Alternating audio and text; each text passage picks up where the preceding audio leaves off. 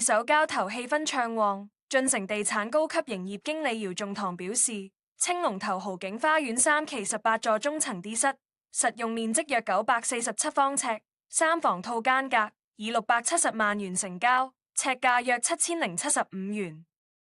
姚仲堂透露，新買家為港島區用家，工作上經常經過青龍頭，是次購入單位屬於三房中層戶，擁有東南海景，尺價亦僅約7000元左右，性價比高，經議價後隨即拍板購入，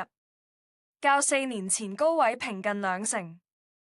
據悉，原業主於2016年以690萬元買入單位，持貨約9年，是次出售賬面蝕20萬元，單位期內貶值約2.9%。翻查資料，同座低層 D 室，實用面積同約947方尺，於2021年樓價高峰期時曾以821.8萬元售出，尺價約8678元。可見同類單位造價較4年前高位回落151.8萬元，或約18.5%。豪景花園位於青龍頭青山公路青龍頭段100號，1986年入伙，共有3期涉及28座，提供2830伙。